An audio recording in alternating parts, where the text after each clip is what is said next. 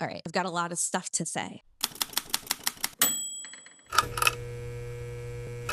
Pendulum swung hard into automation and optimization and these perfectly curated feeds and filters and all of that. And listen, I see the purpose in things like ManyChat. I use it a lot. Grid plans and aesthetics, or like these aesthetics, you know what I'm talking about. There's this real time content revolution that's honestly been a long time coming. And we are swinging that pendulum back towards messy, honest, personality driven storytelling, which is great, but also a little scary because that means that I really need to like, get back on it with my storytelling skills. And we're in this world where creators are relying a lot on robotic ChatGPT captions, and brands are mass producing, I don't like the word slop, but for lack of a better word, slop without a blink of an eye, without even thinking. Your most powerful differentiator is something that no algorithm and no artificial intelligence can actually replicate. And that's your personality and your stories, your life stories, your human imperfections and oversharing tendencies that make your audience and the people around you go, ooh, same, actually. It's a really great time in the age of the internet to infuse your work with your own quirks and layers and the humor that makes you who you are. The best strategy that I've employed to get myself to where I am now is not some crazy analysis or competitive research. It's really just being myself as delusional and silly or whatever, maybe to a fault, sometimes to a fault, I'm sure. But I'm also sure that the majority of me being as successful as I am now is because of that. And one of the most common pieces of advice that I hear being given to creatives is trying to break into freelancing or business ownership is like, you have to be professional. Professionalism. Professionalism without personality, honestly, is boring as fuck. And I'd rather hear about your dog's IBS or just your dogs in general, maybe not the IBS, as an icebreaker than like, let's talk about the weather. Like, it's cold or it's hot. It's one or the other, right? Oversharing in the right way does a couple of powerful things, I think. One, it signals that you're a real human being and not this faceless brand or creator that outsources their work to robots. Sorry if you feel called out. That's because I'm calling you out. But it also builds trust way faster because because people actually get to know you and they see themselves in your stories and the process of what you're doing. And connection really gets accelerated the more open that you are. And once your people find you, it makes your work stick that much more because it carries your emotions and your humanity with it. And like, yeah, a lot of people will probably unfollow you when you first start doing this. And there are probably some brands that are going to be like, I don't want to work with someone like that. And to that, I say, who gives a fuck? Because you're making room for the people who get it, for the people who are like you, or for the people of the brands that are just like of your vibe. That vibe is the oversharing tendency that's going to make you a magnet to the people that want to be loyal to the shit that you're doing and aligned opportunities with brands that make sense. And you're going to filter out the shit that you don't want in your orbit anyway. And you know what? I really feel that oversharing is a really good security system against creative identity theft. Because social media is this ecosystem where originality is definitely celebrated, but it's also immediately copied.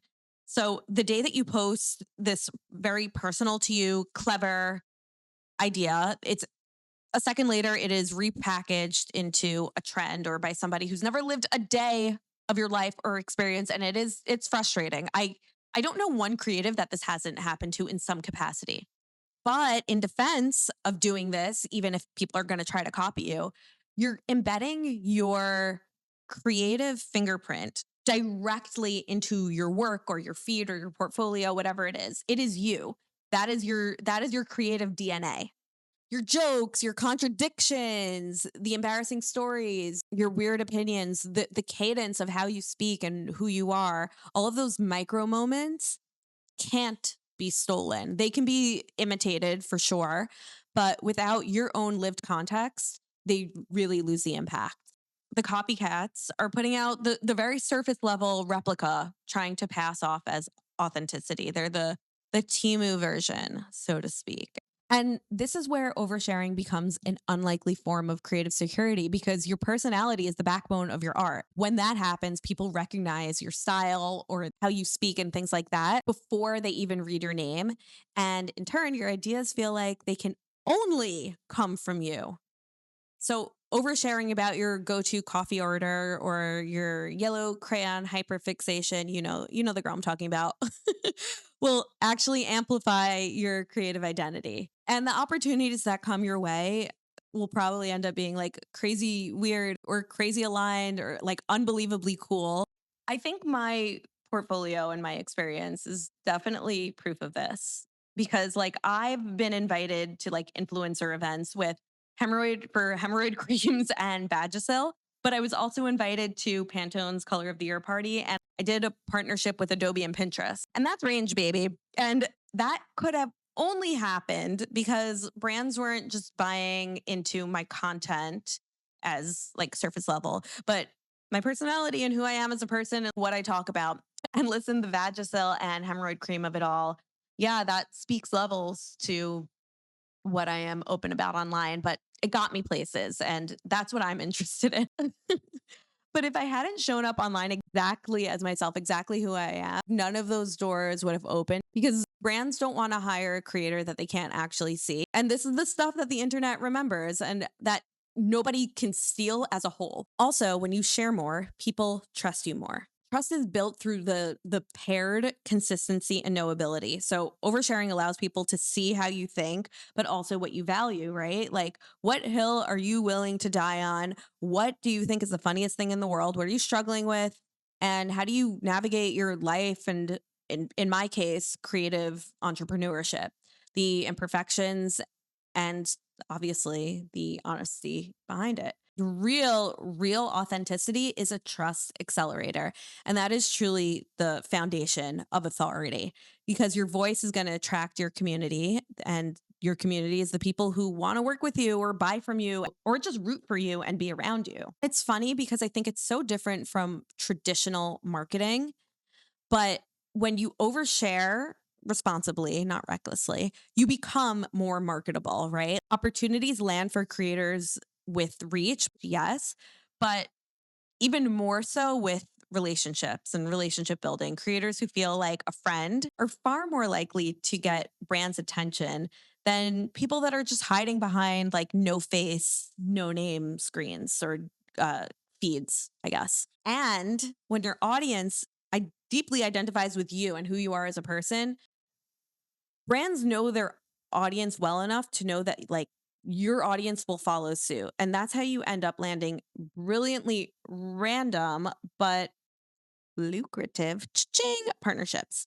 Making yourself relevant, memorable, and human just increases your commercial potential. And this speaks so much to like the be yourself line.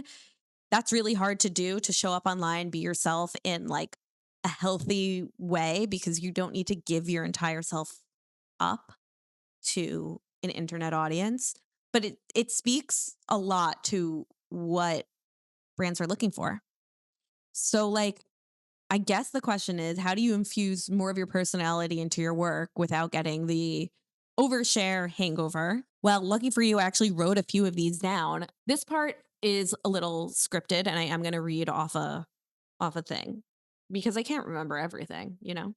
Okay. Also, by the way, these are tips. This is not a holy grail. This is not a Bible. This is not the Torah. Just take what resonates with you. Okay. Share the story behind the thing, not just what you made, but why you made it, maybe what you were feeling when you made it, and what you learned while you were making it. If anything, maybe sometimes I make things and there's no why. I'm just like, I'm just in the mood. It was just silly. I guess that is actually a very valid why. I was in the mood and it was silly. Two, let your sense of humor lead.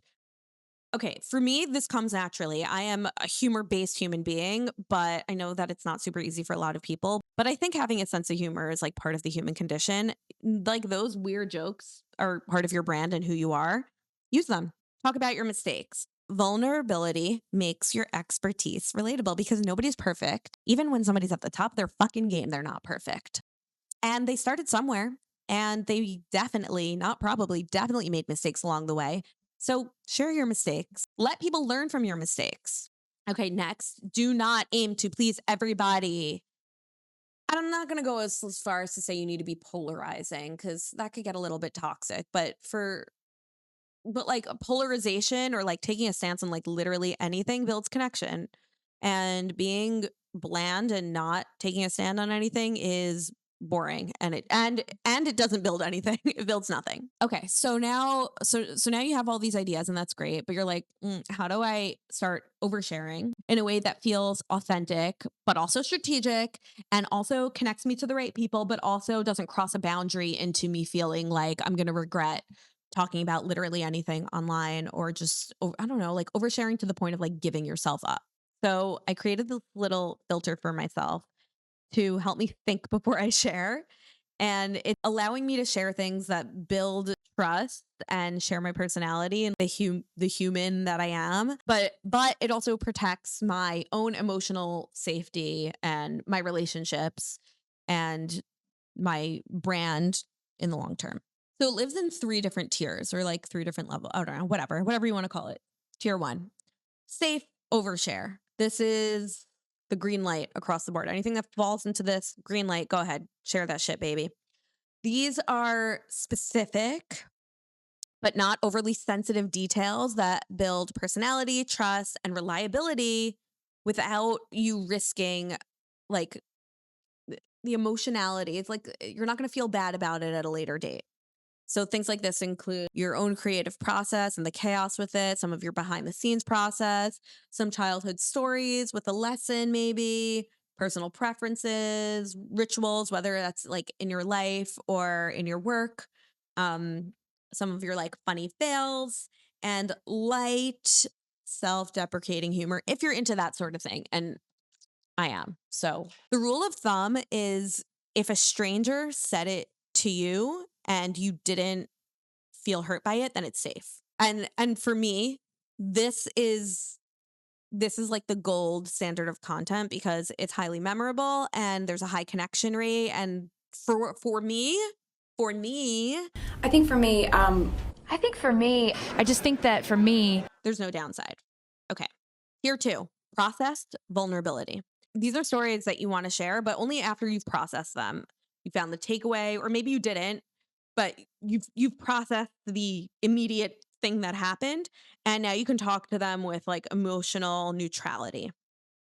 And this includes things like lessons from a really shitty client experience, how you overcame burnout, or like if you're currently working on overcoming burnout, mistakes that you've learned from, turning point in your career, anything that was once like painful in some way, but you've gotten past it and it feels like relatively resolved.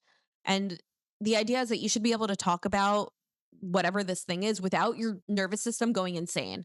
If you can tell the story from like a grounded past tense ish perspective, then it's ready to go. And this helps build authority and trust because it shows that, like, hey, I'm not perfect. This shit happens to everybody, but you're coming from a place of wisdom and not from wounds. Oh, I like that. Wisdom, not wounds. Okay, that's cool. I like that. Write that down. Number three, tier three, active vulnerability. For me, I think for me, again, for me, these are topics that I am still very emotionally inside of in whatever capacity. Maybe I'm still in crisis in this thing. I'm in the middle of the conflict. I'm in the middle of the heartbreak, the identity shift, the insecurity. For me, again, for me, because I know that people are going to be like, well, Jess, I'm talking about from my perspective. Okay. I am oversharing right now. These things are not for public oversharing. You can find me talking about maybe overarching feelings, what I'm trying to navigate, but like I'm really not going to be talking about the dirty details of it. My rule for this is that if I'm still seeking validation or clarity or emotional safety around the thing, then I'm processing it. And that's different from sharing the thing. Like this belongs in my journal, my therapy session, or like the group chat with my girls that are my best friends. And once I'm on the other side of the thing, it can become like a tier two story if I want it to be. And now there's the last one. Again, for me. I think for me, The hard line stop. These are things that I am never going to share publicly, even if they feel relevant. And not because I'm hiding, but because I have boundaries. So stuff like this includes certain relationships, unless myself and the other person is like, yeah, let's share this, which I don't think that I would. Legal issues, family conflicts, financial specifics beyond what feels safe to me. I'm typically never sharing my real time location. Like if you see me post that I'm somewhere, I probably was there a few hours ago or a few days ago. And definitely not anything that affects somebody else's, including myself, safety, dignity, consent. It stays private. I'm going to leave you off with this. Your honesty and your vulnerability is a lighthouse that allows you to shine and spin around in the darkness of night, that allows your community and your people and the people that want to hire people with your personality to come running to you in the night time, during the daytime, during work hours when they're emailing. And in a world where everything is just like all the same, there's a lot of sameness. Your humanity is your art. That was a that was a crazy that was a crazy line to drop, and I'm going to drop the mic here. Thank you for watching.